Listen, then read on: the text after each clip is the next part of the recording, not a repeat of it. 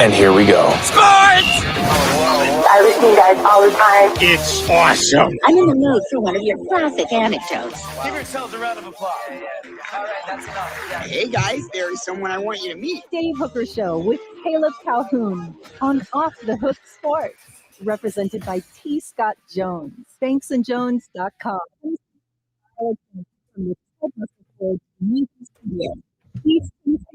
#1 volume customer service dealer, Ted Russell Ford and TedRussellLincoln.net. We're all part of the same team here. Now to the Dave Hooker Show on Off the Hook Sports. Well, let the summer topic commence. Josh Heupel, which is part of a column on offthehooksports.com right now, rumored to possibly be looking at Oklahoma. We'll dive into that as usual. Stat of the day, this day in Tennessee sports history. A lot going on. Nico Iamaleava, in my opinion, bank on it, brought to you by Commercial Bank, needs a new agent. The show represented by Banks & Jones, Tennessee's trial attorney, banksandjones.com, as we broadcast live from the Ted Russell Ford Lincoln Studios on Parkside Drive. And, of course, Kingston Pike, East Tennessee's largest volume dealer. Does Josh Heupel have a quarterback issue? We'll look at some of the quarterbacks he's chosen. And I think he has a quarterback issue if Joey Aguilar is the answer, because he didn't know Aguilar was going to be available. He thought it was Nico. And now Nico's gone. And if it's not Jake Merklinger, he believed in Jake Merklinger. I just think there's a lot of issues out there. And we've talked about the quarterback situation before. Also, Butch Jones just doing dumb things. That's what he tends to do. That's where he's at. And that's the type of coach he is. His latest thing may be the dumbest. And we'll discuss who was actually in charge of more dumb decisions. Was it Butch Jones or Derek Dooley? Because don't forget the door that had the big placard that says, what was it again? Caleb Calhoun, help me out. Opportunity is nowhere. Nowhere. That didn't make any sense. That should be Dooley's Senate campaign. Also, we'll talk as Syracuse, an underrated non-conference game. But let's go ahead and dive into it right now. It is today's tough question, brought to you by Banks & Jones, Tennessee's trial attorney, banksandjones.com. As Chris Lowe of ESPN was asked about Josh Heupel. We discussed this last summer, and it's going to be discussed every summer. And I don't see any way around it. As I wrote on offthehooksports.com, you have a situation in which Josh Heupel has said everybody's looking for a better deal. Well, will he at some point be looking for a better deal? And will Oklahoma come calling? So today's tough question, Chris Lowe says, I don't think he'll leave, but he's private, and I'm not completely sure. The support that Heupel got when he went to Norman last year was very strong from his former teammates, former coaches that he coached with. I think they were as much about him as they were about Oklahoma.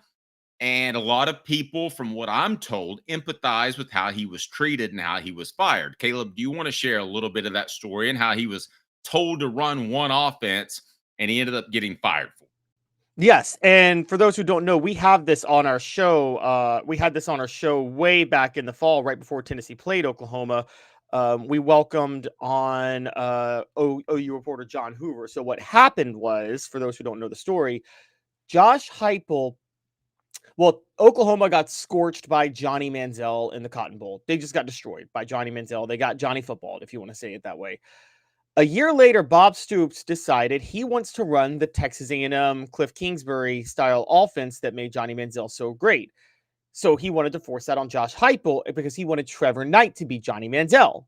Now, Josh Heupel has elements of the air raid, but Dave, as you and I both know, his actual roots of what of his system is the veer and shoot that Art Briles runs. And Josh Heupel fought Bob Stoops and said, Trevor Knight can't beat Johnny Manziel, and I'm not familiar with this offense you're trying to get me to run. So Josh Heupel tries to learn this whole new offense in an offseason.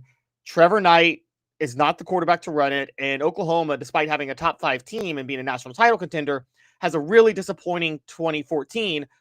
By the way, mainly because of their defense. The defense was awful, but the offense, Bob Stoops was hoping the offense would be able to make up for the horrible defense, and that year it couldn't.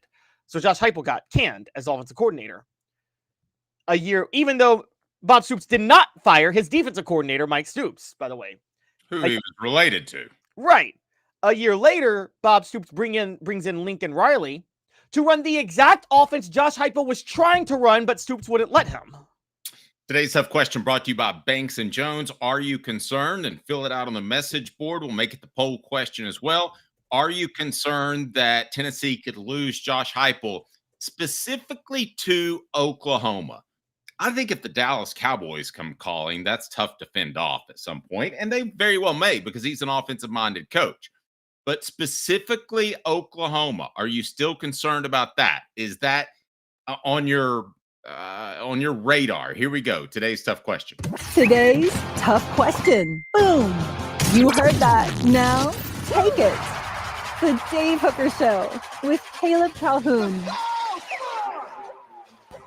Represented by T. Scott Jones, banksandjones.com, Tennessee's trial attorney. From the Ted Russell Ford Lincoln Studio, East Tennessee's #1 volume and customer service dealer, Ted Russell Ford and TedRussellLincoln.net. Now to the Dave Hooker Show on Off the Hook Sports. Now, let's be clear. Here's how we set this up. Brent Venables is going to get fired if they have another losing season. That's 3 losing seasons out of the last 4 if they have a losing season this year. They've had 2 out of 3. He's going to get fired if he has another losing season. I tend to think he'll have a bit of a renaissance, but let's play this under the guise that he does have a losing season. If that's the case, Caleb, should Tennessee fans be worried they could lose Josh Heupel specifically to Oklahoma?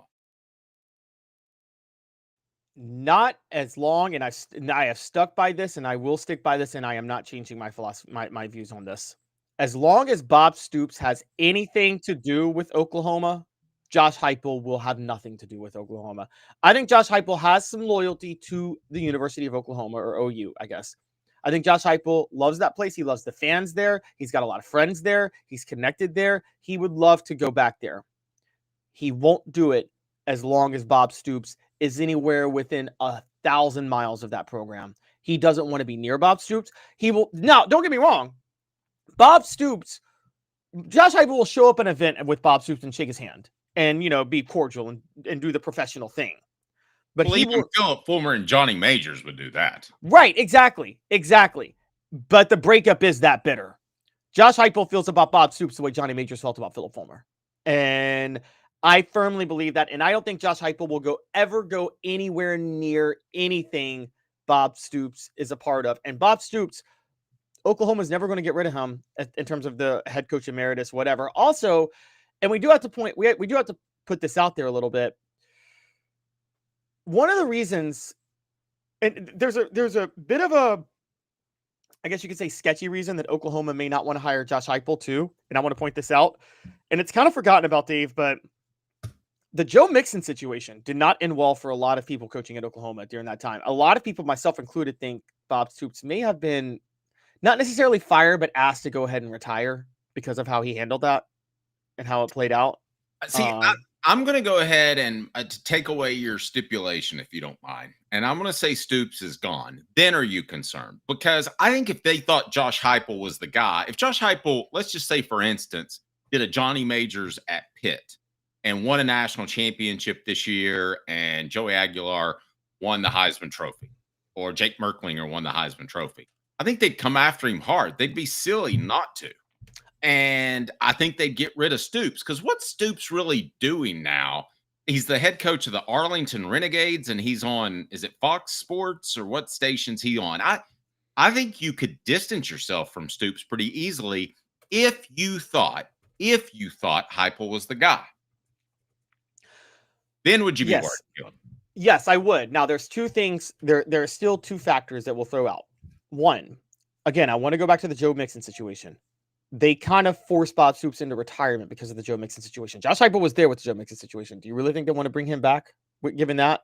I don't have a problem with that if I'm Oklahoma, because the head coach typically makes those decisions. Right, but okay, so for those who don't remember, Joe Mixon, when he was a freshman, I mean, just flat out punched a woman in the face as hard as possible, broke her face basically. He got suspended for the year. He came back, played in 2015. Josh Heupel was there when he was suspended for the year. That was 2014. Josh Heupel leaves. Lincoln Riley comes. 2015, 2016. Joe Mixon balls out for Oklahoma. After the 2016 regular season, video surfaces of what actually happened with Joe Mixon and that girl, and it looks even worse. And right after that, Bob Stoops retired. Well, do they want anybody that was involved in that program when the Joe Mixon incident first happened? I don't think you have a problem with an assistant coach. At least I wouldn't. So I see where you're going there. I wouldn't have a problem with an assistant coach. That wouldn't be Heupel's call. That wouldn't be any assistant's call. That's the head coach's call. I'd be really concerned if I were Tennessee. I'd be really concerned that they could distance themselves from Stoops if Heupel has a great year. Now, I'll say this. I don't think the timing is going to work out because I think Arkansas is going to have a better year than most people think. And I think Venables You mean Oklahoma, not Arkansas. Oh, sorry. Yeah. I think that Venables has a better season than most people think at Oklahoma. And I think that Heupel, with a questionable quarterback position, is not going to have the type of season that elevates you to, hey, I'm another school or I'm an NFL program. I have to hire you. A lot of comments on the message board. Go ahead and throw them out there and we'll get them up on the YouTube channel. Travis says, I'm concerned with them going to any program equal to or better than Tennessee. Our offense is way too stale and underwhelming. So he's not. I'm sorry, Travis is not. That's the other thing. How great of a year does Heupel have to be the type of coaching candidate for schools and NFL teams that he was following the 2022 season? Well, yeah, and there's a lot of questions about. I mean, that's the other thing. We don't know how great of a year he's going to have, particularly this year. But a thought just came into my head, Dave, and you know the situation a little better than I do, so I'm just going to ask you this. So, for those who don't know, Johnny Majors, when he got fired, he went back to Pitt, remember? And He tried to recreate the magic, and he couldn't. He just couldn't. He was too old. It was 4 years at Pitt that were bad. Say, hypothetically, he did recreate the magic at Pitt, and he won a national title. And Philip Fulmer his seasons looked more like that 8-4 season in '94, and Tennessee became a perpetual 7-5, 8-4 team. If Tennessee cans Philip Fulmer and wants Johnny Majors back, would he have come back, or would he have been like, hell no, I'm not coming back. You guys did me so dirty. Well, he would have been like 80, right? Are you saying No. I'd say it's like 4 years. Say 4 years. Say over the Fulmer over 4 year period. Say he's hypothetically really, really bad, not as good as he was. And say Johnny Majors recreated the magic in 4 years at Pitt. At that point, Majors would have been, I guess, 61, 62, because he was 57 when Tennessee fired him. Would Tennessee be like, hey, Johnny, please come back? We screwed up. And would Johnny say, yeah, that's a lot of hypotheticals. I don't think so. I think that he was in all those. I think he was really outspoken about Philip Fulmer. And I think that rubbed a lot of boosters the wrong way. And before he even left, he rubbed a lot of boosters the wrong way. So I don't think Tennessee would have gone after him. Majors probably would have taken it, though. You think he still would have taken? Well, yeah, that's true, because Majors never stayed bitter at everybody at Tennessee, right? He was just bitter at Doug Dickey, Phil Fulmer, and the boosters, right? Those were the people he hated. Yes, I think there was one booster in particular that he was particularly upset with. Travis says this, though, and Travis is right. Are we even sure that Heupel is the guy? We go 8-4 this year, and people are going to lose their minds. No, I totally agree. I mean, what does Heupel have to do to even be a top coaching candidate? Well, I think it's minimum 10 wins. I mean, I think you're probably right. But at the same time, Oklahoma's going to get a little desperate if Brent Venables struggles. Now, here's one of the reasons Oklahoma may not hire Josh Heupel. And here's another reason I wouldn't think they would. Dave, it's really hard to admit when you're a program and you're a fan of a program, you're wrong, right? It's really hard to admit that. Yes. So Oklahoma fans wanted Josh Heupel canned. They were fine with the firing of him in many cases. Do you think the university, if they hire Josh Heupel back, that's debasing themselves to say, we were wrong to let you go? Nobody ever likes to admit they were wrong. They just try to find another guy desperately. Agreed. Adam says Heupel is a guy we can tolerate for as long as he wants to work his butt off. He may not be the guy who takes us to the top of the conference. Well, then I'll ask you this. If that's not the case, would you just rather him flame out this year? And I'm talking about 6 wins because you got a quarterback problem, and Tennessee move on, or he meanders around averaging 9 wins. We talked about expectations yesterday. He's not making the college football playoff 3 or 4 of 4 or 5 years respectively. Are you okay with that? Or would you rather him just flame out and you go get a championship coach? I mean, who's a championship coach though? I am of the mindset they went from majors to former. That would be a similar type move. Okay, there were some other inner working issues with Johnny Majors. Look, let's put this out here. Johnny Majors has himself to blame for getting fired. Rest in peace. Johnny Majors went out of his way to piss off everybody in power when he was at Tennessee that last year. He publicly complained about his contract. He got into it with the boosters. He had a bit of a problem with the sauce, and he split the team. And we know this just from a team perspective. The staff and players felt like many of them felt that Fulmer was a better leader and a better rock for them than Majors was during that time. Which relationship should be more contentious? Majors, Fulmer, or Stoops, Heupel? Today's tough question brought to you by Banks & Jones, Tennessee's trial attorney, banksandjones.com. Why Banks & Jones? Well, it's because they're Tennessee's trial attorney. You can play to win with Banks & Jones because they'll go to trial. You've heard of other lawyers. They say they'll go to trial and fight for you. They won't. They just want to settle. That's the easiest way out. Well, that's not Banks & Jones, led by T. Scott Jones. They won't settle. They'll go to trial for you. Tennessee's trial attorney. They play to win. Truly, Tennessee's trial attorney when it comes to criminal defense or personal injury. Why settle? It's Banks & Jones. T. Scott Jones. banksandjones.com. Caleb, which relationship should be more contentious? And then we'll check in on today's tough question, which is our poll question on YouTube as well. Well, I think the way the former Majors thing worked out is still going to end up being, it would still end more contentious. I mean, let's not forget, former Majors was Majors genuinely felt betrayed by Fulmer, a staff member that he had promoted, that he had groomed, that really, I mean, Majors effectively raised Philip Fulmer as a head coach, didn't he? In many ways.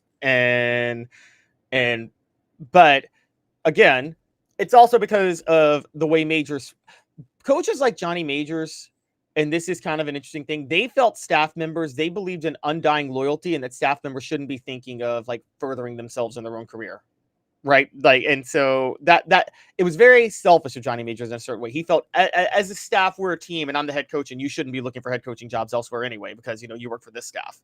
That's how Johnny Majors felt about things. Yeah, but Stoops guided Heupel's decision-making process in 2015 and then fired him.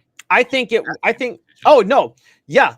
Josh Heupel, that relationship's contentious. And Josh Heupel's not going anywhere near Stoops. I think Josh Heupel's more willing to forgive Stoops because Josh Heupel has had success since Stoops, whereas Johnny Majors never had success after Tennessee. Well, and he thought he had a national championship in the bag, which I always thought was a little too strong. But he did. He thought he had one in the bag eventually within the next couple of years. No, that 93 team, he said in Pittsburgh, he's like, that's not fair. That should be my team. Yeah. And he's like, he was.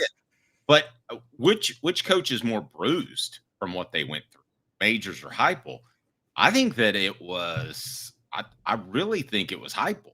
But it is Heupel because Heupel to me is paranoid. Majors was outspoken. Me, you're more bruised when you just keep it on the inside.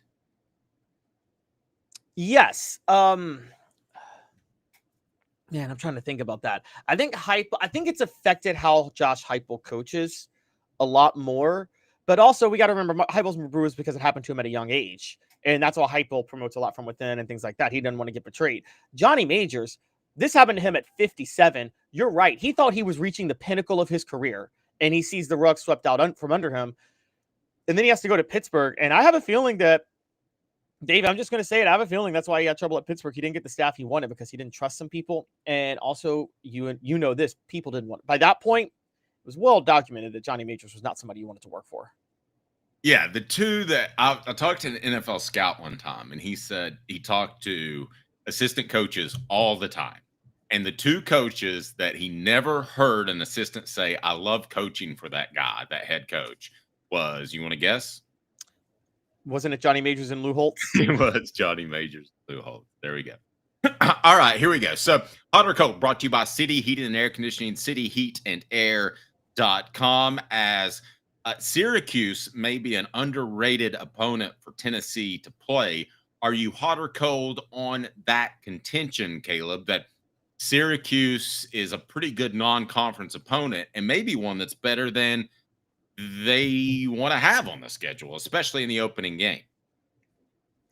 I am hot on Syracuse actually being a better than predicted non-conference opponent. And I'm hot on them for a few reasons, by the way. Not the least of which is Tennessee is now breaking in a new quarterback they didn't think they had to break in. I mean, that counts for something, doesn't it? Yes, it does. And so that's one. Now, let's be fair on this. Syracuse is bringing in a new quarterback too, because they lost Kyle McCord, which is fine. But Syracuse did something that is not very common nowadays, Dave, which is that their new starting quarterback, Ricky Collins, who transferred from LSU, by the way, very highly touted recruit and could be really good dual threat quarterback.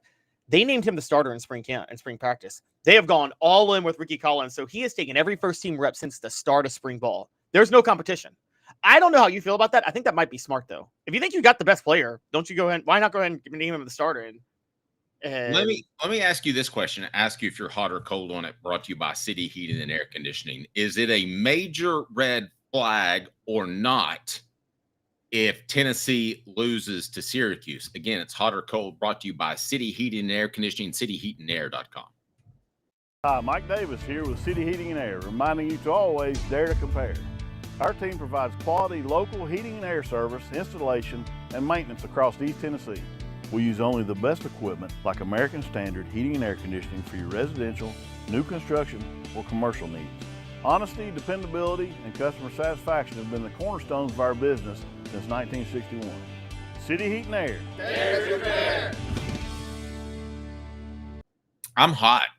If Tennessee, under a head coach heading into year 5, with the talent advantage they have over Syracuse, can't beat Syracuse because they have an overall significant talent advantage, I'm hot that Josh Heupel's not the guy, because I don't care about the quarterback position. You should be better at most every position. Tennessee in 98 had an issue at quarterback. They had a new guy there that they didn't trust. I've talked to the coaches about that. Yet what did they do? They went out and beat Syracuse because they were more talented. If Tennessee doesn't beat Syracuse, I don't really care about the quarterback issue. We might make excuses for Tennessee with Joey Aguilar and not Nico in a year number 2 starter role against Florida, Alabama. I could go on, Georgia. But no, I'm not making that excuse at all for Tennessee and Josh Heupel. If they can't beat Syracuse going into year 5, they haven't done a good enough job of recruiting, period. End of discussion. Hot or cold, brought to you by City Heating and Air Conditioning. What do you got? so you would fire Heupel right off the bat if they lost to Syracuse? You would just be like, I'm done. Would you really do that? I wouldn't. Would you fire him the next week? But it's in the back of my mind unless he salvages this thing. Now, there are all kinds of situations. Joey Aguilar could get hurt, and then Jake Merklinger could get hurt. You're down to George McIntyre. I mean, that could happen. So, yeah, there are things that could happen. But if this is just a straight up loss, how are you not hot on that? I mean, you got to beat Syracuse. My goodness.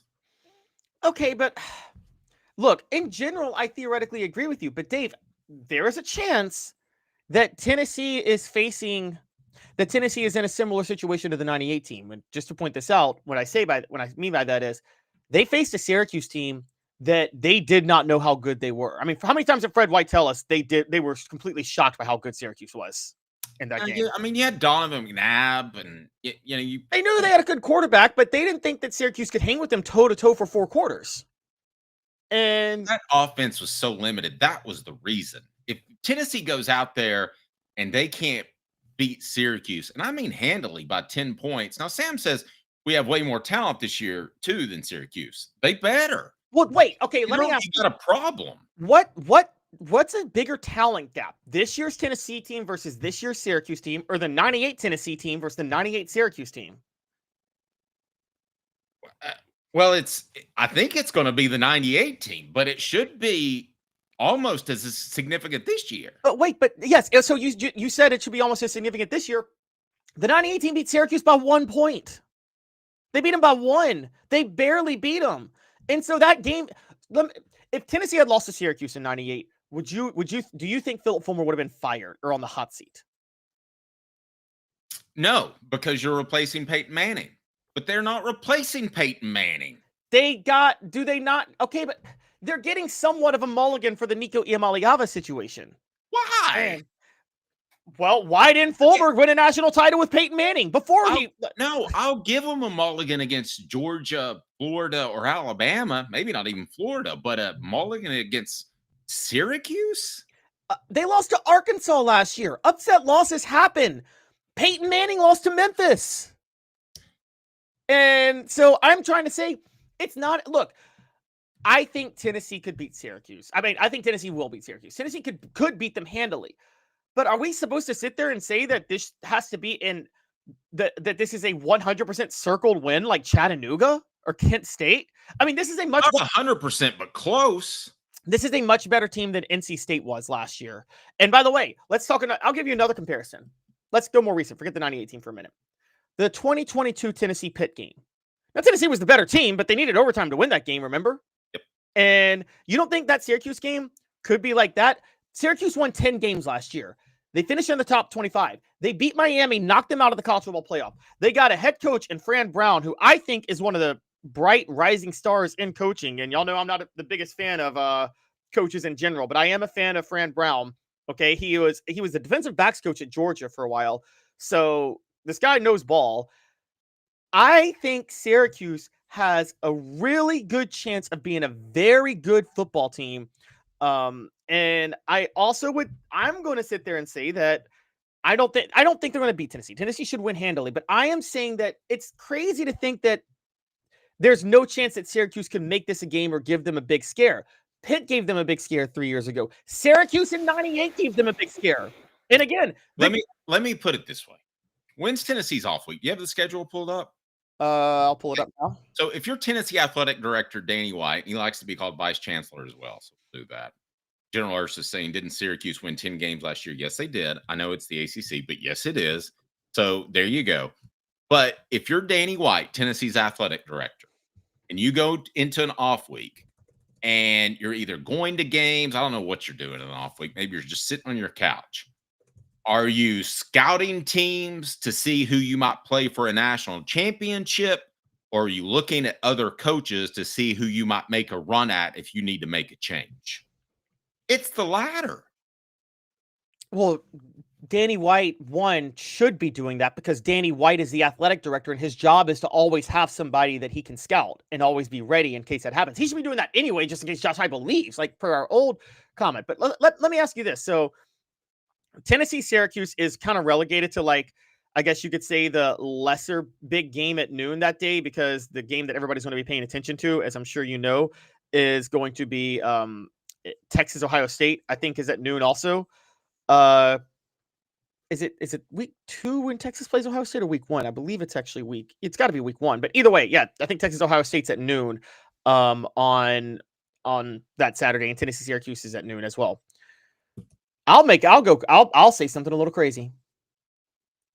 I bet the margin between Tennessee and Syracuse is smaller than the margin between Texas and Ohio State.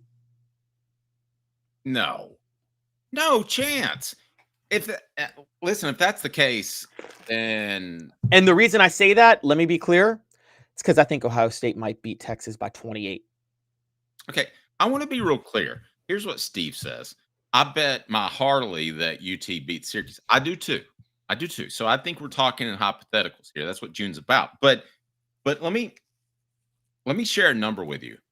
42. And no, I'm not talking about Ronnie Lott. I'm talking about that's where Syracuse was ranked in recruiting last year. Now, I know last year's recruiting class isn't on the field this year largely. They're freshmen. I get that. But that gives you an idea. Tennessee was ranked considerably higher. They're pushing the top 10. They were number 11. So I think that I think there's a red flag about Josh Heupel if they lose to Syracuse. And I think there's also a red flag that just maybe he's using the Butch Jones approach and trying to manipulate recruiting ranking. You think Josh Heupel's using the Butch Jones approach and manipulating recruiting? I don't think that's the case unless they lose to Syracuse. I think this would be a major loss. I can't believe you don't. I mean, this is an SEC team. Well, yeah, it would. Okay, all right. Yes, but I'm saying upsets can happen, and I don't think you throw the baby out with the bathwater during that time. Yes, it would be a major loss, and there would be some red flags everywhere. I do think, like Georgia, you said earlier they get a mulligan with Georgia. Georgia's not a mulligan. That's not like you dropped. No, if you lose to Georgia, you lost to a better team. Oh, I agree. So, no, I agree. I didn't mean. I mean, actually was thinking in my head if they were to get blown out. If they were to get blown out 35-10, and you pointed to poor quarterback play, I could jive with that. You? Yes. Totally agree. I'm saying though with Syracuse, again, if you lose to Syracuse, it's a problem. You're concerned. It's an issue. It's a non-conference loss you shouldn't have had. It's that simple. It goes that far. Okay. Go ahead. Finish. I don't think you just give up completely after that. Hot or cold brought to you by City Heating and Air Conditioning. There's our music bed. Glad we got that in there. So let me ask you this. What team on the schedule would you be hottest in terms of if Tennessee loses to them, Josh Heupel is not the guy? Okay. Well, it would have. Okay, let me throw a few out. ETSU, right? Well, yes, ETSU. If they lose to ETSU, you fire Josh Heupel like the next day. Like you literally fire him the next day. Like how people think Jimmy Pruitt should have been fired right after the Georgia State game. Okay, let me throw some more at you. Or if you want to, go ahead. Pick 3 if you'd like. Which ones are you're so upset about the loss that you're red hot and you're looking to fire Josh Heupel? All right, I'll give you one straight up. Oklahoma at home. Tennessee should beat Oklahoma at home. Wow, that's a strong one. That's an SEC team. Yes, but with a lot to play for. But they're playing at Neyland. Okay, let's. I think Arkansas. I'm red hot. Oh, absolutely, 100%. That should be a revenge game. I mean, we're going to be hot on New Mexico State and ETSU. But what about Mississippi State? What about Vanderbilt? What about Kentucky? Okay, Vanderbilt. See, this is where I'm like 5. Vanderbilt, Kentucky. I'm red hot on Josh Heupel needs to be on the hot seat if he loses either of those games or he's not the guy. Mississippi State, yes. Arkansas, yes. Oklahoma, yes. Look, I told you this, and I'll say this again. See, Dave, I think Syracuse is the 4th toughest game on Tennessee's schedule this year. Ouch. I just think there's a big delineation between SEC and ACC. You're still on that whole SEC, ACC. Big conferences are dead. They don't matter anymore. Okay, it's not a thing. It's not really a thing. I'm talking about recruiting the area. Yes, but being in the Southeast, you should have a significant talent advantage. Yes, but then there's scheme and there's other things. I think Syracuse is a decent team. Would you take Kentucky's not better than Syracuse? Arkansas is not better than Syracuse. Vanderbilt's not better than Syracuse. What do you think the line would be if Kentucky and Syracuse played at a neutral site? Kentucky would be favored. Syracuse would be favored by 10. Syracuse would absolutely be favored by 10. 100%. Okay, we're talking about, let's just talk last year for a minute. Again, Syracuse went 10-3. They did beat, I want to point this out, they beat Miami. Now, you would agree that Miami, at least even though they're in the ACC, they are a SEC caliber team with all that South Florida talent, right? Not really that team last year. They were pretty good, but okay, put it this way. Miami beat Florida 41-17, and then Syracuse beat Miami. So again, Syracuse, I would say I'm not saying Syracuse is better than Florida. I think Florida's better than Syracuse. But if Syracuse could beat a team that beat Florida 41-17, you don't think Syracuse would be better than Arkansas, Kentucky, who are significantly worse than Syracuse than Florida? David says 3-point line for Kentucky at home. I agree with David. Okay, Eric says, Caleb, chill out. You're getting a little too excited. Dave, address my point. If you're on this tier thing from SEC versus ACC and you're still stuck in 2013, How did Syracuse beat a team that beat Florida 41-17? Florida has detail-oriented Billy Napier as head coach. Okay, but but is Florida better or worse than Kentucky? Well, Florida was so up and down last year. I think that's partly because you are trying to be the politician. Florida's better than Kentucky. It's that Florida's better than Kentucky. They're leaps and bounds better than Kentucky. Their roster is better than Kentucky. Yes, their team's not any better. No, but as a team, Florida's a better football team than Kentucky. All right. The show represented by Banks & Jones, Tennessee's trial attorney, banksandjones.com. Give us 2 minutes to stay in Tennessee sports history. Also, stat of the day. Does Josh Heupel, have a quarterback issue? I think that's yes and yes. That will be coming up next. And Butch Jones does the most Butch Jones / Derek Dooley thing in the history of man. 2 minutes off the Hook Sports. Hit that like and subscribe button, please. We greatly appreciate it. By the way, these are all hypotheticals. I think Tennessee's going to win 10 games this year. I think Josh Heupel gets a huge contract extension. 2 minutes off the Hook Sports. It's a new year, a new day, and Ted Russell Lincoln has an exciting new offer to share. Right now, get a 2024 Lincoln Navigator with 0% APR for 72 months and up to $4,000 in bonus cash. Or drive away in a new 2024 Lincoln Corsair Grand Touring with 0% APR for 60 months and up to $4,500 in bonus cash. It's time to get excited about the ride. Come and see what a luxury car experience truly is at Ted Russell Lincoln Knoxville. Now in its 45th year, the second and third generations continue Joe Newbert's commitment. His vision of what this business needed to be, we still try to live up to that. Joe Newbert Collision Center. Having been in the jewelry industry for a long time in the Knoxville community, I saw a need for a jeweler, a real jeweler. Our ability to do these designs has really been based on the customers bringing new things in and challenging us as a store. Our goal is not to tell anybody what they want. Our goal is to listen to what they want and then help them get there. Schedule your consultation today to get your special someone the perfect custom gift just in time for the holidays. Hi, Mike Davis here with City Heating and Air, reminding you to always dare to compare. Our team provides quality local heating and air service, installation, and maintenance across East Tennessee. We use only the best equipment like American Standard heating and air conditioning for your residential, new construction, or commercial needs. Honesty, dependability, and customer satisfaction have been the cornerstones of our business since 1961. City Heat and Air. Dare to compare. Double D Piping provides full-service fire protection on any scale.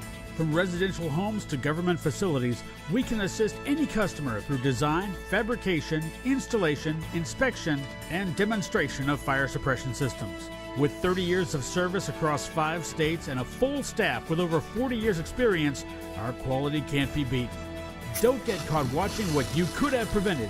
Call Double D Piping, the absolute best in fire prevention. Your Power, the Dave Hooker Show with Caleb Calhoun. Represented by T. Scott Jones, banksandjones.com, Tennessee's trial attorney. From the Ted Russell Ford Lincoln Studio, East Tennessee's #1 volume and customer service dealer, Ted Russell Ford and TedRussellLincoln.net. Now to the Dave Hooker Show on Off the Hook Sports. The message board saying this. Please remember you said we would win 10 games, Dave. Yeah, I'm on record with that. I'll go ahead and make that prediction. Tennessee has already shown they can handle Alabama. Tennessee, the one team that they haven't shown they can handle would be the University of Georgia. Now's the time to tighten things up and be consistent throughout the year. Yeah, I'm good with that. Please remember you said we would win 10 games. Okay, we can change. We'll get to watch Joey Aguilar in preseason camp. We may change. But right now, where are you leaning, Caleb? Where am I leaning? Yeah, I'm leaning 9. I'm leaning 9-3. I think they're losing to Alabama, Florida, and Georgia. Honestly, of the 3, I think Georgia's the best team they have a chance of beating. I don't think they have a shot in hell against Alabama or Florida on the road.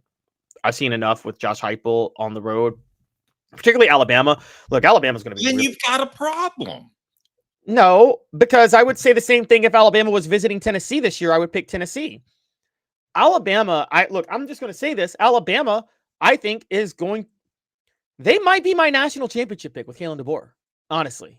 I think Alabama's got a really good team coming this year, and I think we're underrating the fact that Kalen DeBoer went 9-3 last year with Jalen Milroe as his quarterback, because we're underselling how bad Jalen Milroe is. We're underselling how not very smart Jalen Milroe is, and we're also underselling how awful of a fit for Kalen DeBoer's system Jalen Milroe is.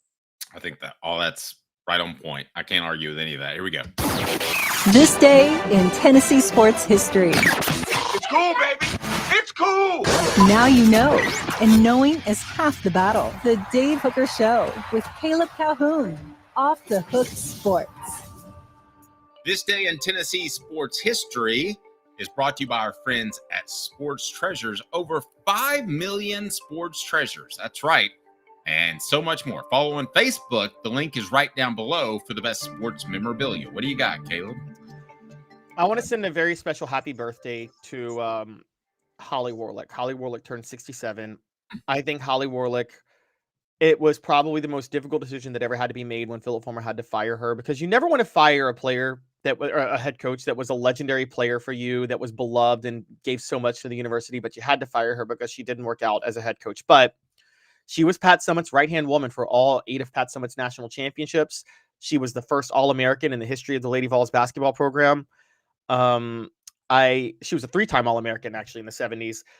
You can't tell the story. Yes, Pat Summitt is the story of the Lady Vols, but you can't tell that story without Holly Warlick. And she's probably the second most important figure in Tennessee women's basketball history, only to Pat Summitt. Great stuff. So this day in Tennessee sports history is Holly Warlick's birthday. It's Holly Warlick's birthday. She is 67 today. And it's brought to you by Sports Treasures. Sports Treasures in North Knoxville is one of the South's largest sports cards and memorabilia dealers, featuring over 10 million sports cards from vintage to modern. Sports Treasures carries a full line of hobby boxes, singles, autographed memorabilia, Tennessee Vol collectibles, fan cave decorations, and so much more. See a museum full of collectibles at Sports Treasures, 4819 North Broadway in Fountain City, and Sports Treasures on Facebook. Sports Treasures, where the real sports fan goes to shop. Come on, guys, it's game time. 4 downs. Can you count? 4 downs. 1, 2, 3, 4. The Dave Hooker Show with Caleb Calhoun. Represented by T. Scott Jones. BanksandJones.com. Tennessee's trial attorney. From the Ted Russell Ford Lincoln Studio, East Tennessee's #1 volume and customer service dealer. Ted Russell Ford and TedRussellLincoln.net. Now to the Dave Hooker Show on Off the Hook Sports. All right, 4 downs brought to you by Ted Russell Ford Lincoln as we broadcast live from the Ted Russell Ford Lincoln studios. It's almost like it's 4 downs.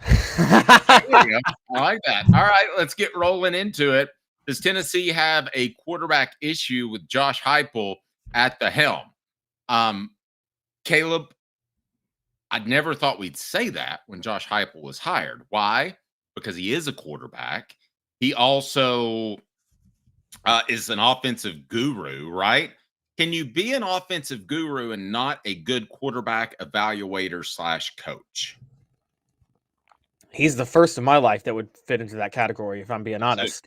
But we have some. It's almost like Nick Saban being a great defensive backs coach, but let's say he wasn't a great defensive coordinator. I mean, that doesn't jive. It doesn't make sense. Yeah, and by the way, Nick Saban is not a good evaluator of quarterbacks. You watch throughout his career, Nick Saban missed so many times on who to play at quarterback. But you never had a problem with that because Nick Saban's specialty wasn't coaching quarterbacks. That's not what he was comfortable doing. But Josh Heupel's whole signature calling is quarterbacks. And he has had an issue missing on them. And yes, I have to say, to a certain degree, it's starting to strike me as a bit of a red flag that he does that. I mean, again, you don't have to nail like great quarterbacks to be a quarterback guru.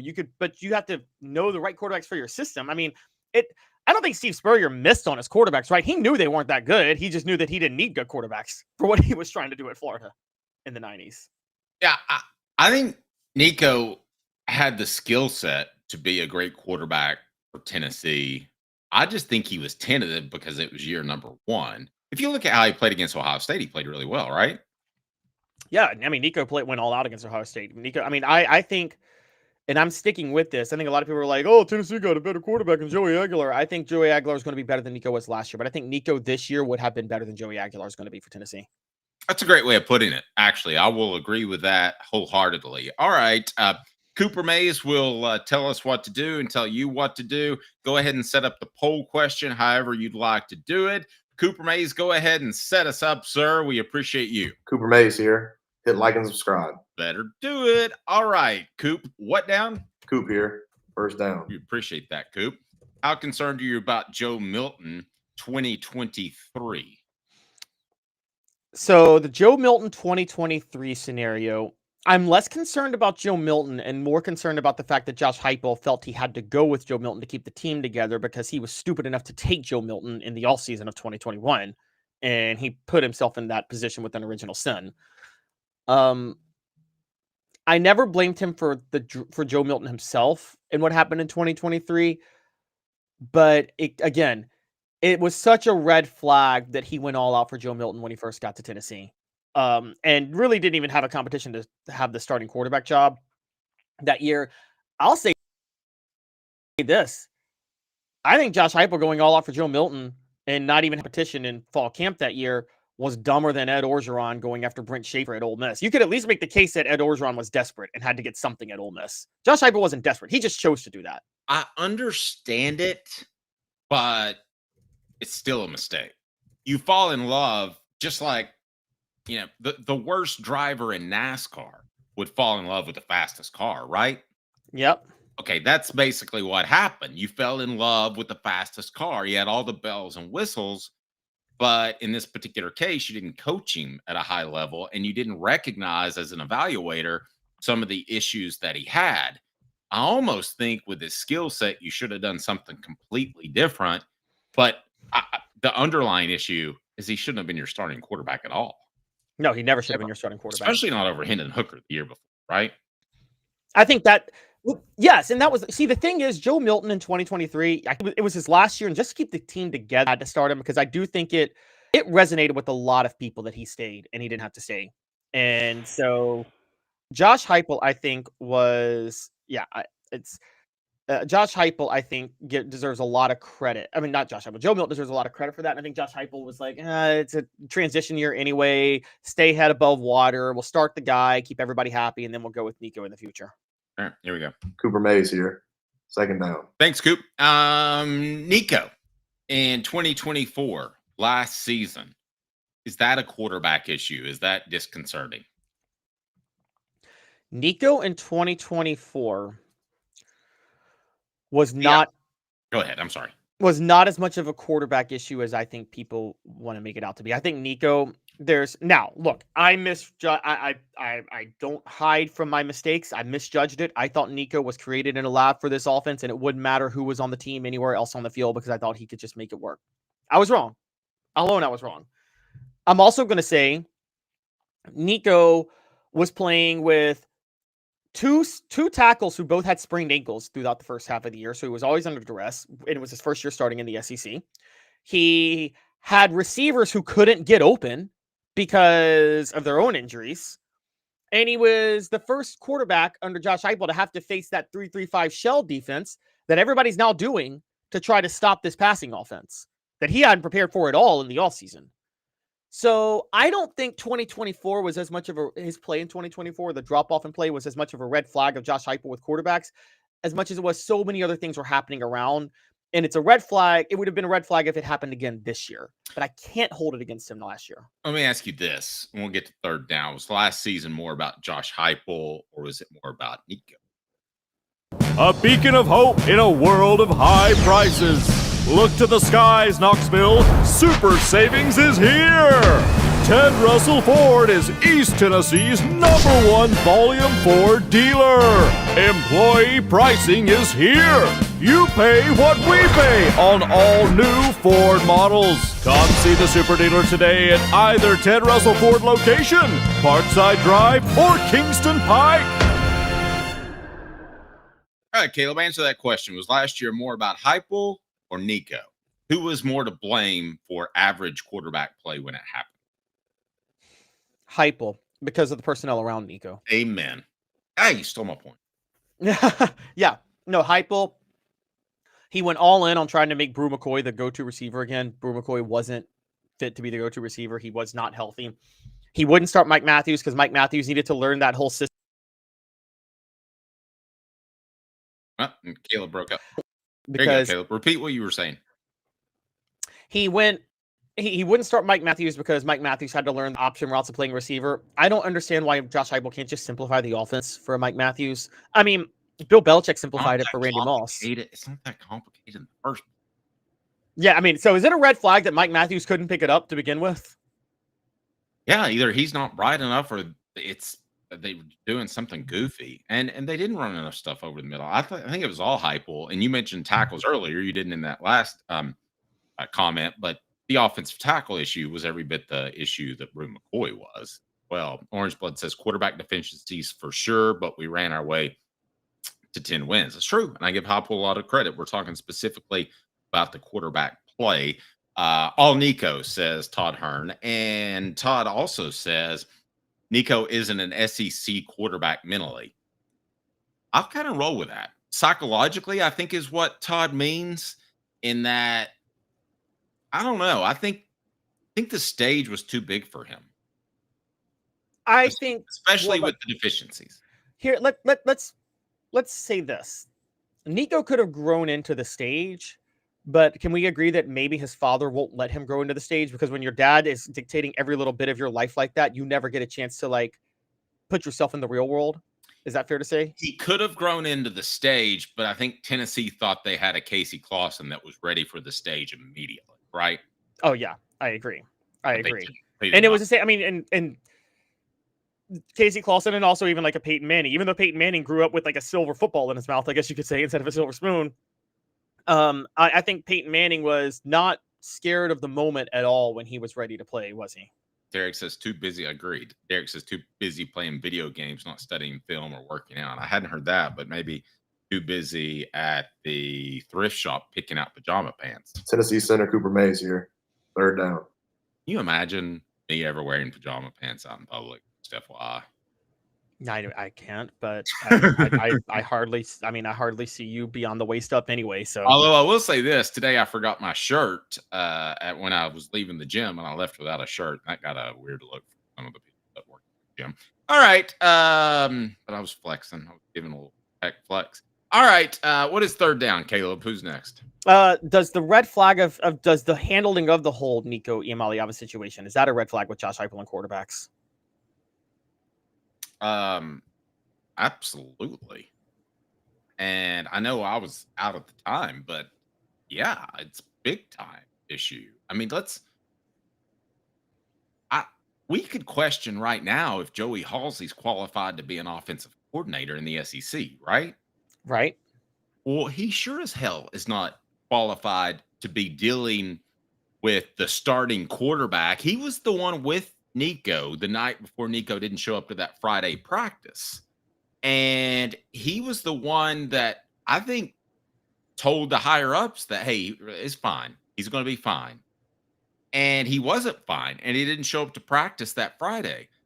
I don't know why Josh Heupel thought that was the right way to handle it. I thought that was absolutely horrid. I think handling the Nico situation from the start is a red flag for Josh Heupel. And I mean all the way back to the $8 million that was promised. Because if you're a quarterback guru, this goes back to, if Josh Heupel's a quarterback guru, why does he need $8 million to get the perfect quarterback? Can't he make any quarterback good? I mean, if you're running a pro-style offense, if you're David Cutcliffe and you're a developer of players, yeah, you get the $8 million man, the best quarterback. But if you're a quarterback guru, you don't need a good quarterback. You need someone who can run your system. Great. And that's my red flag. Yeah. No, I agree. And listen, if you're the quarterback guru and the agent comes to you and says, and I've been told in the weeks since that it was the agent even more than the dad. If it was the agent that came to UT and said he needs more money, you say, well, he can stick it because he needs to be with me because I'll develop him into the best NFL quarterback. And if not, I'll develop somebody else, right? Yes. I've all the leverage on my side if I'm quarterback guru. No, I totally agree. Because he can just look at his track record and he'd be like, "Hey, do you and just say, do you want the video game numbers or not? I'll get you the video game numbers. It is your choice if you want it." What does Orange Blood say? Lab equipment is expensive to build that QB. Well played. But I mean, look, there is layers to the right quarterback to run your system because, okay, let me go to Nebraska real quick. The Tom Osborne era. I always bring up Tommy Frazier. Well, a lot of quarterbacks ran that triple option well, right? Eric Crouch, Turner Gill, all these quarterbacks ran it well. But then Tommy Frazier took it to another level, didn't he? Beyond what they did. Yes. And so now that's what you expected out of Nico. You expected guys like Hendon Hooker. Well, he ended up raising the bar. I think we both would agree. But you expected guys to at least play it as well as Joe Milton. And Nico to take it to another level, Tommy Frazier style. That's a great comparison. All SEC center Cooper Mays here, 4th down. What is the solution? I think the solution for Josh Heupel is to stop falling in love with quarterbacks and to fall in love with talent elsewhere and know that he can get the quarterback he needs to make it, that he doesn't need the best quarterback to run the system. It's more important to have talent everywhere else and have a quarterback that has a base level of talent. Okay. What you're essentially hinting at is a coaching change, a head coaching change, because no head coach is going to take his philosophy and set it aside. That's one of his main philosophies. He falls in love with quarterbacks. He believes in himself when it comes to quarterbacks. He played quarterback. He's not going to set that aside. That'd be like telling Nick Saban not to coach defensive backs. But I mean, you're probably right. And that may be where the coaching change happens, because let me be upfront on this. Dave, have I not said from the start that I have no questions about Josh Heupel's play calling and his scheming? None whatsoever. And I don't think we're selling enough. I do. And I have none. It was Derek who had another good point about Frost and Couch pretty nasty as well. They were. But Derek, you brought up a point, it's been a couple of weeks ago, that where has the short yardage goal line stuff been with the tight ends? No, yes, the creativity on like the scripted first drive that Alex Golesh brought, I get what you're saying, but in general, I have no qualms about that's more the offensive coordinator and getting the right guy. You can have questions about Joey Halsey, but as a head coach who schemes, I've got no questions about Josh Heupel. My question with Josh Heupel was always and has always been his ability to evaluate talent, even at the positions that he's supposed to be good at, i.e. quarterback. Here's the issue. Nathaniel says it's Joey. Guys, I'm going to go ahead and tell you, this is Josh Heupel's offense. And should Joey bring more to the table? Probably. Yes. Did Alex Golesh do that? Yes. So did Jeff Lebby. But if you think for a second that Josh Heupel is going to make a splash hired offensive coordinator and a guy that will change things up, you're crazy. That's not going to happen. It's just not going to happen. He's the head coach. He's the offensive coordinator by default. It's not going to happen. Stat of the day coming up. Butch Jones is absolutely insano. Nico Iamaleava needs a new agent. That's Bank on It, brought to you by Commercial Bank. This Butch Jones thing, you've got to listen. It's a what the H if there's ever been one. Maybe the best what the H ever. You can read about it on offthehooksports.com. The show represented by Banks & Jones, Tennessee's trial attorney, banksandjones.com. As, again, we broadcast live from the Ted Russell Ford Lincoln Studios. Hang tight, more Off the Hook Sports. Why Banks & Jones? Well, it's because they're Tennessee's trial attorney. You can play to win with Banks & Jones because they'll go to trial. You've heard of other lawyers. They say they'll go to trial and fight for you. They won't. They just want to settle. That's the easiest way out. Well, that's not Banks & Jones, led by T. Scott Jones. They won't settle. They'll go to trial for you. Tennessee's trial attorney. They play to win. Truly, Tennessee's trial attorney when it comes to criminal defense or personal injury. Why settle? It's Banks & Jones. T. Scott Jones. BanksandJones.com. Now in its 45th year, the second and third generations continue Joe Newbert's commitment. His vision of what this business needed to be, we still try to live up to that. Joe Newbert Collision Center. Community banking is about location and much more. It's about family. We reside in your community. We are a part of your community. At Commercial Bank, our commitment extends beyond the walls of our branches. It's displayed each day in the opportunities we provide, the money we give back, and the time we commit, all to help improve the lives of the people, families, and businesses that make our communities great. Commercial Bank. Life made better. Hi, Mike Davis here with City Heating and Air, reminding you to always dare to compare. Our team provides quality local heating and air service, installation, and maintenance across East Tennessee. We use only the best equipment like American Standard heating and air conditioning for your residential, new construction, or commercial needs. Honesty, dependability, and customer satisfaction have been the cornerstones of our business since 1961. City Heat and Air. Dare to compare. Are you ready to get strong? At NFC, we offer top-notch weight training and functional fitness, so you can build strength and improve your performance. Join today at nfc1.com or stop by any one of our 7 East Tennessee locations. And here we go.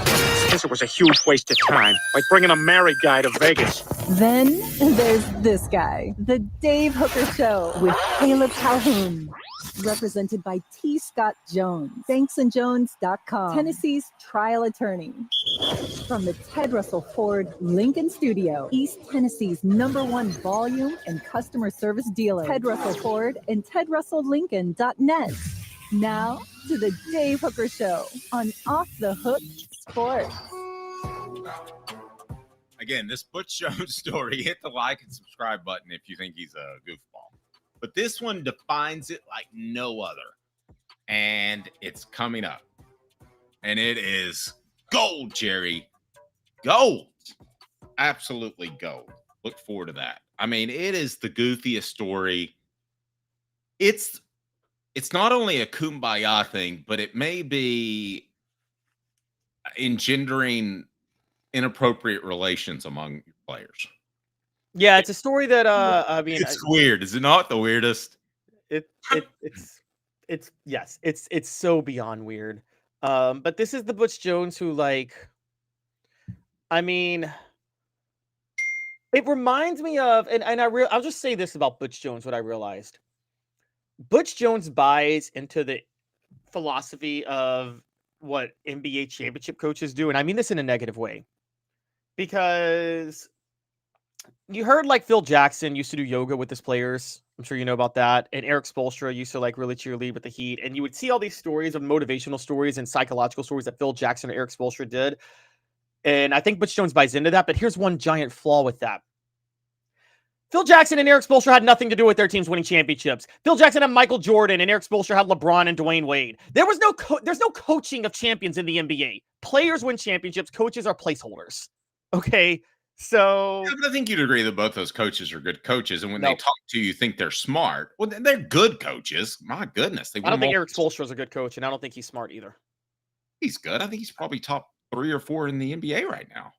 He won a title with LeBron, D. Wade, and Chris Bosh. Oh, I bow down on that. Bobby says, hands up. I'm not a Tennessee fan, but I love hearing Dave and Caleb talking sports while I settle into work. We appreciate that. All right, and yes. Blind Squirrel Sports says, wait a minute, why is there a non-Tennessee He's fan? joking because he's a non-Tennessee fan. I know, he's a Georgia fan. We appreciate non-Tennessee fans being a part of the program as well. All right, so Caleb, what are we doing here? I'm confused by the direction you're taking the program. You did an audible midway through. I'll allow you to set it up. Is this what the H? This will be, we'll save what the H for the Butch Jones story at the end, but let's go ahead and do bank on it. And it's about future power rankings, which I teased ahead of time. Bank on it, brought to you by Commercial Bank. Tennessee's power ranking is in the top 10, Caleb. Tennessee is a top 10 team.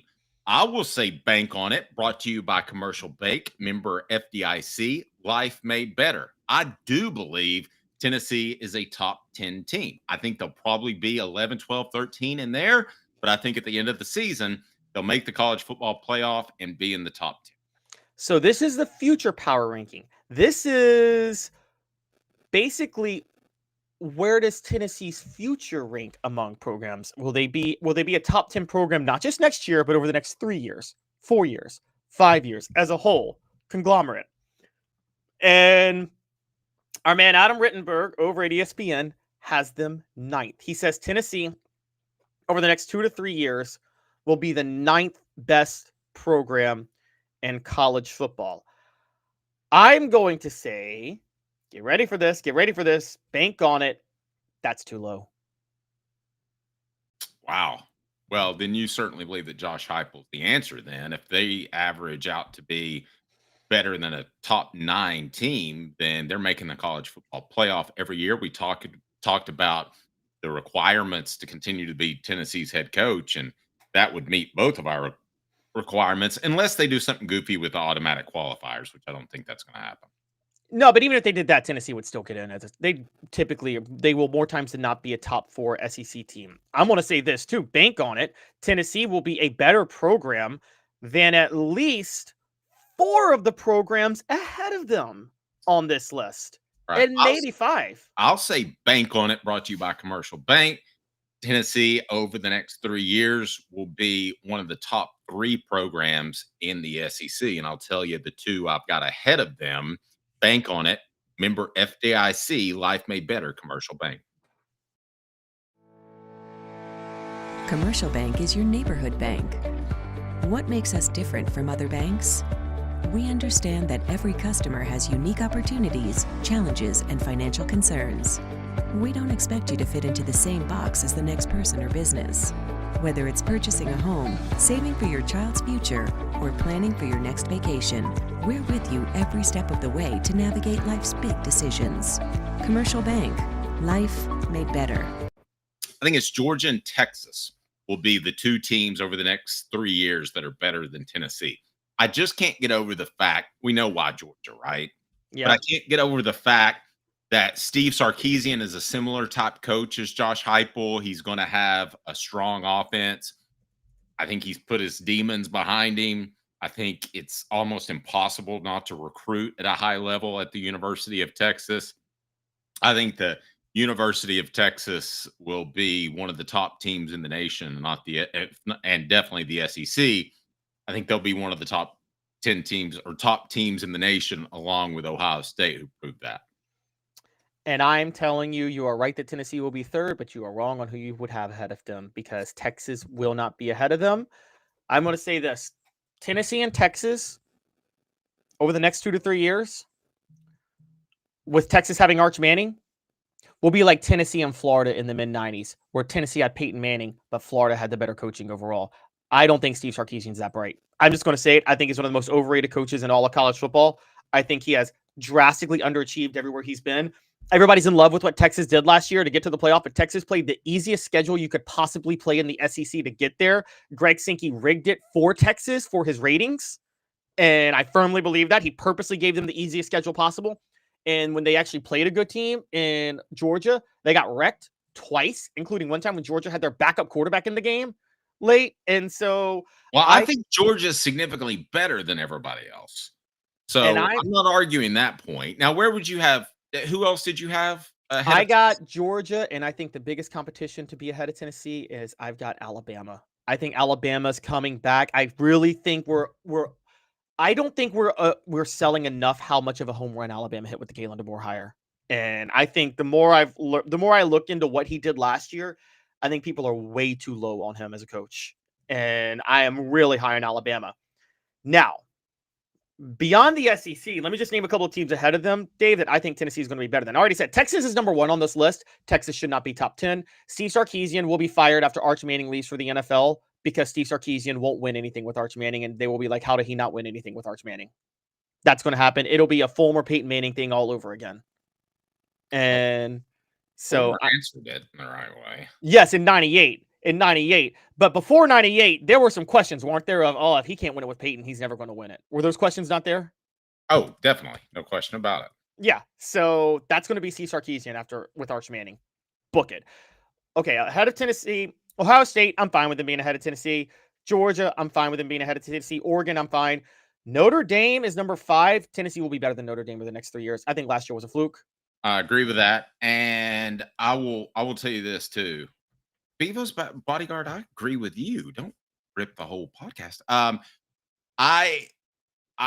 going to take exception to Oregon. If you're not better than Oregon, you've got a problem because you should be able to recruit the very same prospects that the Ducks are recruiting on the West Coast. But at the same token, you're getting the big uglies, the 300-pound guys that can run 5.0 sub 40s. I mean, that You still think there's a regional advantage to recruiting, don't you? I definitely do. I think the best players are in the South, but I don't think that means the Southern schools have the best chance to get them anymore. I think in the NIL age, Oregon can compete with anybody.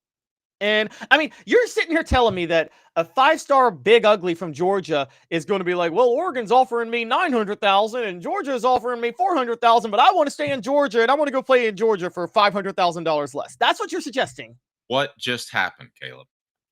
The House settlement doesn't change NIL. It changes nothing. It changes nothing about NIL. You're telling me there's not more money being spent at the University of Georgia than Oregon. Have you been to Oregon? You don't even see a sign for the Ducks. If you go anywhere around Georgia's campus, everybody's talking about Georgia. Oregon is spending more NIL money than Georgia. That has been reported. That is clear. Yes, Oregon is spending more on talent than Georgia is. They are. So what did Michael have to say? That because Texas is winning the 2027 title based on my Manning logic. I get what, yes, that's possible, but Steve Sarkisian still to me is overrated. If he wins a title, it's because, like you said, Dave, Texas is loaded up on talent. But I'm not saying Tennessee can't compete with Oregon. I'm saying Oregon is staying in that tier 1 in this age of football. They are. Oregon is now going to put it this way. I bet you Oregon out recruits Ohio State over the next 4 years. I bet you Oregon has the best recruiting class in the Big Ten. No chance. All right, everybody, do me a favor. Well, take 1 second. I'll let you finish. Take 1 second and hit that thumbs up button. We appreciate that. And if you haven't subscribed yet, do so. We're just a couple of weeks away from SEC Media Days. You were saying, Caleb? So a couple other teams that I don't think belong ahead of Tennessee. Penn State, number 6, shouldn't be ahead of Tennessee. Tennessee's going to be better than Penn State over the next 3 years. Give me the top 8 that are in front of Tennessee. Okay, so 1 is Texas. They don't deserve it. They're overrated because they have a dumb coach. Disagree. 2 is Ohio State. They don't have a great coach, but they have a coach who's not so dumb that he can't win at Ohio State. The national championship. Yeah, exactly. 3 is Georgia. No debate. 4 is Oregon. I think Tennessee and Oregon are peers. I don't think one is above the other, though, so I'm okay with that one. Okay. I'm okay with. Completely disagree. There we go. 5 is Notre Dame. Tennessee's better than Notre Dame. It's just happening. Tennessee's going to be better than Notre Dame. 6 is Penn State. Tennessee's better than Penn State. Here's my big one, though. 7 is Clemson. Clemson has no business in the top 10. They have no business in the top 15. They have no business in the top 20. I think Clemson is going to have a mini renaissance this year with Cade Klubnik. And then the bottom falls out the next year. Book this. 2026, Clemson misses a bowl game. They go 5-7. I'm going to say that right now, even in the ACC. Clemson goes 5-7 in 2026. And that is absurd. Yep, they're going 5-7. You heard it here first. And then number 8 ahead of Tennessee, and this is the debatable one, it's LSU. All signs suggest LSU should be ahead of Tennessee. But there's something about Brian Kelly that I have to start questioning now, isn't there? And I just can't put my finger on it, but Brian Kelly is not who I thought Brian Kelly was. And then so I think Tennessee is definitely top 6, and I think maybe top 4. I don't think Tennessee ever has the in-state talent. Covering recruiting at ESPN really messed you up, Dave. I just don't. You still think the science of recruiting is like 2011. And it's not. It's not 2011. It's not 2010. It's 2025. And you know what recruits more than anything? Cold, hard cash. Blind Squirrel Sports says, I believe Oregon can out-recruit Ohio State when Ducks commits start jumping into swimming pools. I agree with you. Stop jumping into swimming pools. Oh. Well. Not going to happen. Oregon, by the way, did yes, Ohio State beat Oregon badly in the playoff last year, but Oregon did beat Ohio State in the regular season. And I do think Oregon, look, can you give me this? Oregon, if any coach can get the best thing possible out of Oregon, it's Dan Lanning. Is that not true?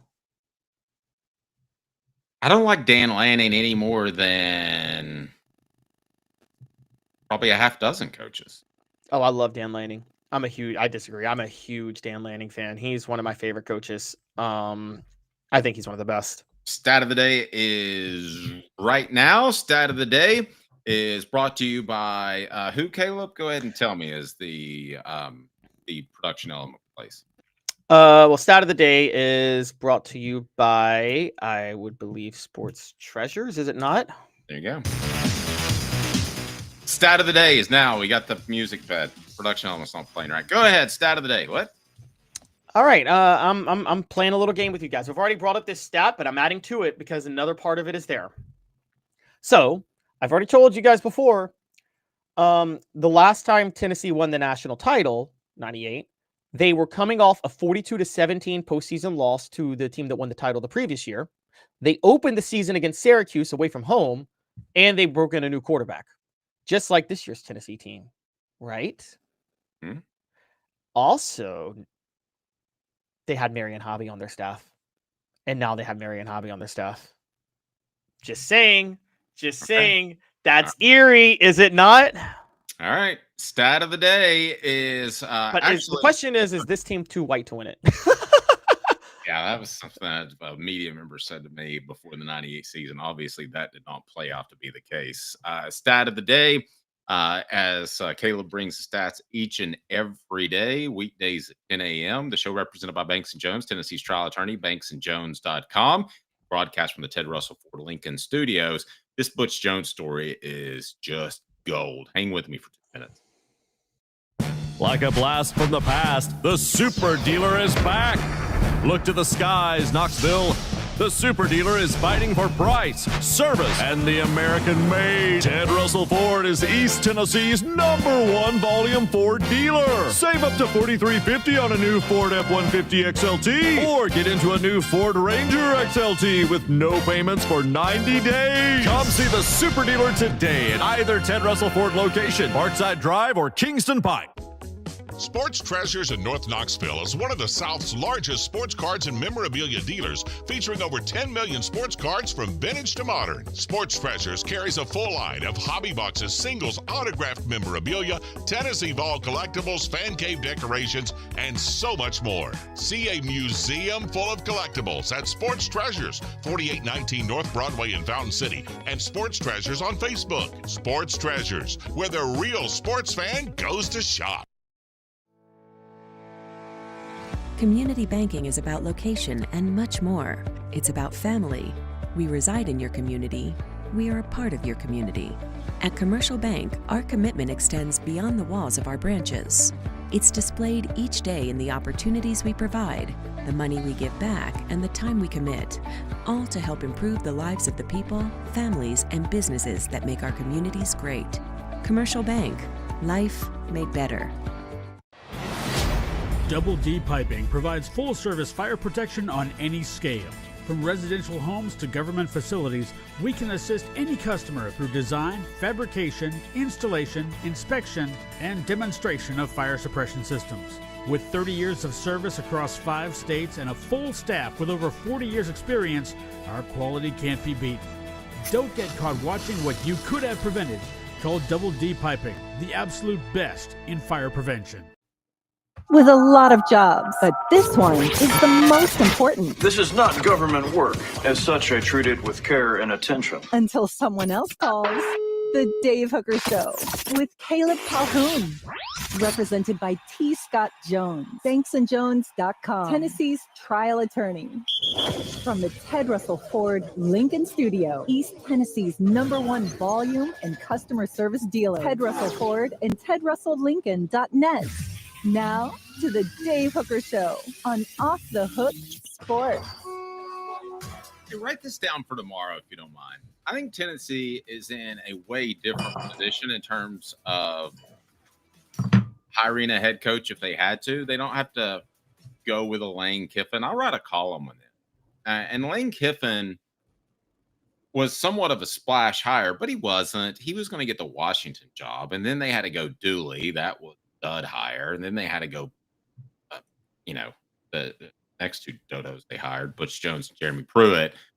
Could they go after a Dan Lanning who you really like? Let's say Heupel goes to Oklahoma. Are they making that type of hire? Can we do that tomorrow? You like that? Sure. Yeah, Dan Lanning. All right. Why not? Why stop at Dan Lanning? Why not go for Kirby Smart? I mean, you know, I got Kirby Smart. Is Kirby's okay? We'll do it tomorrow. Who would be the ones that are off the table? We'll do it tomorrow. Yeah, we'll do it tomorrow. What the H brought to you by Butch Jones. What was Butch Jones's dumbest thing at Tennessee? What's the dumbest thing he did? Okay, so there was about 4, and I don't know which one is the dumbest. There is the trash can, the turnover trash can. Remember that? That was the dumbest. But there was also when Tennessee didn't win the East, and he said it doesn't matter because they're champions of life. Actually, that's the dumbest. And then when top it, we're like playing Rook where you're trumping it. And then when Tennessee didn't get an elite recruiting class, he said, we're not looking for 5-star talent. We're looking for 5-star hearts. Okay, this one's dumber than all of them. What? And then wait, lastly, every play is a rep for every player. Even if you don't play that play in practice, you get a mental rep. Yes. All right. Your thoughts on the message board. We'll go ahead and put it up there. Steve says champions of life. What the H? Ginger Power. Oh, that's not the right one. Excuse me. What the H? Wow. I've never worked hard on anything. What a cool life. For real? The Dave Hooker Show with Caleb Calhoun. Represented by T. Scott Jones. BanksandJones.com. Tennessee's trial attorney. From the Ted Russell Ford Lincoln Studio, East Tennessee's #1 volume and customer service dealer, Ted Russell Ford and TedRussellLincoln.net. Now to the Dave Hooker Show on Off the Hook Sports. All right, this one's dumber than all of them, and I challenge you. We've got votes for the Champions of Life, the trash can, the hearts thing. They're all getting votes. Oh, the brick by brick commercial was pretty bad too. Let's not forget that one. Oh yeah. It's building a mailbox. Well, what can your coach do? Build a mailbox. Great. He's not even building a house. You know, if he was building the foundation of a house, that would make sense. Here's this is the dumbest one. So listen to this, guys, in all seriousness, and tell me this isn't the dumbest one. He has a touch coach. Butch Jones has a touch coach. And not Jerry Sandusky. A touch coach at Arkansas State. So he has a coach that's there for practice, and I assume will be there for games. I guess he gets a credential. That every time you touch, one player touches another player in a positive manner, I guess you goose them, you get a positive mark on your grade for that day. So the touch coach keeps track of who gives out the greatest touches. What's a touch? It's anything in a positive manner. It could be a pat on the shoulder pad. It could be a pat on the rear. I guess you could grab them in the nether regions. I don't know. I didn't make it up. But your thoughts on a touch coach, how that compares to all of the other stuff that he did at Tennessee. I think it's by far the worst. It is one of the worst. It might be the worst. I think you're right. I think it's the worst. And for the full story, guys, former Arkansas State assistant coach, special teams coordinator Jake Schoonover, who is now at Ole Miss, said it's a touches leaderboard. He said it on a recent appearance with the Coaches Pod, and he was trying to give Butch Jones credit for it. His quote, here's what he said. He said, Butch has a maniacal approach to culture, and he found a study that they did in the NBA about Steve Nash and how every player that ever played with Steve Nash said he's the best teammate they ever had. And so they were trying to figure out why. When they counted up how many times he physically touched a teammate, whether it be confirmation, affirmation, whatever it may be, just a pat on the back, a pat on the butt, whatever, it was like double the rest of the league. So anyway, Butch put that into play with us, and he had an employee on set, actually a Northwest Arkansas boy, a kid from Bentonville, Hadley Gregg. Hadley is Butch's personal assistant to count touches. They have a camera filming practice, and Hadley would look at the camera afterward and count the touches, and they have a touches leaderboard, a positive touches leaderboard. This is so dumb. It goes into a whole different realm, not just Butch Jones, but a totally different realm. And I'll say dumbest things ever. And the dumbest thing I ever saw a coach do in terms of one of these gimmick things would be the opportunity is nowhere. I don't understand how nobody saw that and didn't tell Derek Dooley that it says opportunity is nowhere. But this, to me, literally, I can't think of anything worse, anything dumber. That wasn't an actual X's and O's personnel decision that affected the game. That was one of these gimmicks. Nathaniel says Butch Jones has plenty of those too. Don't worry. Well, he's got those too. Yes, they call them intimacy coordinators in Hollywood. Just incredibly dumb. I don't understand how the coaches look at him with any respect, or how the players, look at him with any respect. It is by the way, we forgot that way at Tennessee. Details, accountability, and toughness. That way was another phrase he had for his players. I don't even remember that one. There was a Migos song at the time called "That Way," and Butch, trying to be cool, was like, "Our motto is that way this year: details, accountability, and toughness." Oh, I'll give you the one that was dumber. Third down for what? Oh yeah, but at least I got the fans into it. I mean, that was fun. Lil Jon showed up for the game. I can't say that one was dumber. This is Lil Jon showed up to practice, and it was almost like he was already old news, old pop when he showed up. Yeah, but who cares? That song was huge that summer. I can't blame Butch for that. That was kind of fun. I might disagree with you on the third down for what. I mean, I love turn down for what. I played that all the time. It got so old so fast, though. I mean, it did, but still, this is still the dumbest. Positive touches is the absolute dumbest. Look, I can't wait till he walks in on maybe two of his players roll the other way, and so maybe he catches them making love, and is that a positive touch?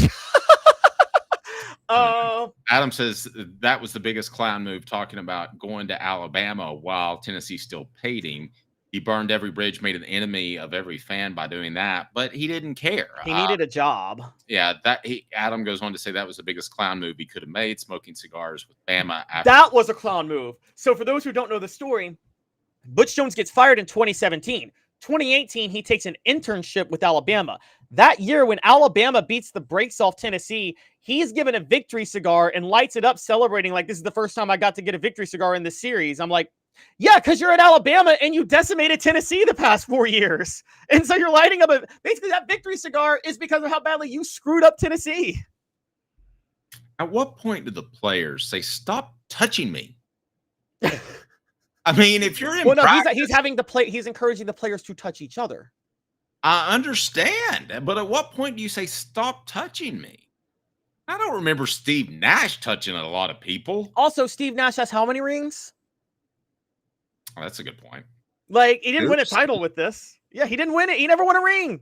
So what's this whole best teammate, positive touches? You know who didn't give positive touches to his teammates? Michael Jordan. You know who brought the best out of his teammates? Michael Jordan. You know who was a bully and very hard on the players? Michael Jordan. Okay? So I don't understand this whole positive touches thing. But, I mean, and by the way, I just can't get over this. He did a study.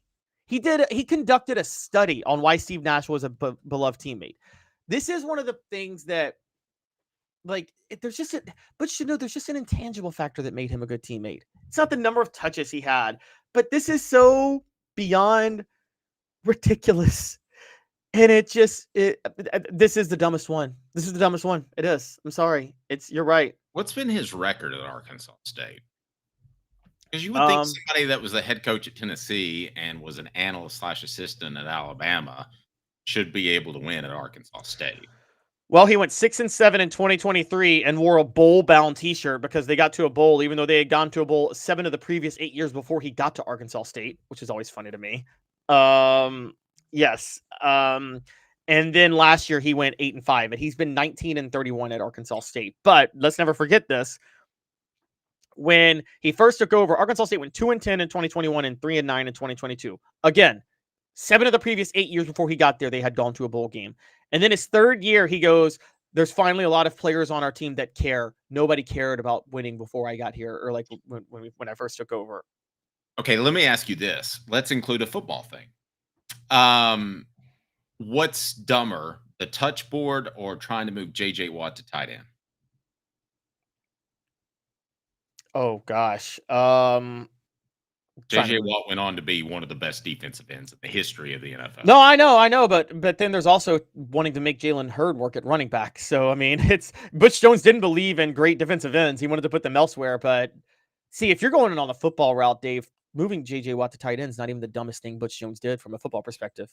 The dumbest thing Butch Jones did from a football perspective is burning a timeout because he didn't have his field goal block team out against Florida. Well, the dumbest thing he did, in my opinion, was not play Alvin Kamara more because he had paid Jalen Hurd cash in recruiting. And once you pay somebody, they own you. That was the dumbest thing he did. It's hard to believe that he's been able to elevate his career as much as he has and keep it alive. He's coached at Central Michigan, Cincinnati, Tennessee, and Arkansas State. A good coach. Philip Fulmer is if he has that career, he's winning the lion's share of his games because you should win if you're a good coach at Arkansas State, Cincinnati, Central Michigan. That's how you elevate your career. He's only 103 and 85. No, I agree. And by the way, let's not forget this. He took over for Brian Kelly at Central Michigan, and then he took over for Brian Kelly at Cincinnati after Cincinnati went undefeated. Now, here's the thing with Butch Jones and why he had early success. Because he won 4 conference championships his first 6 years.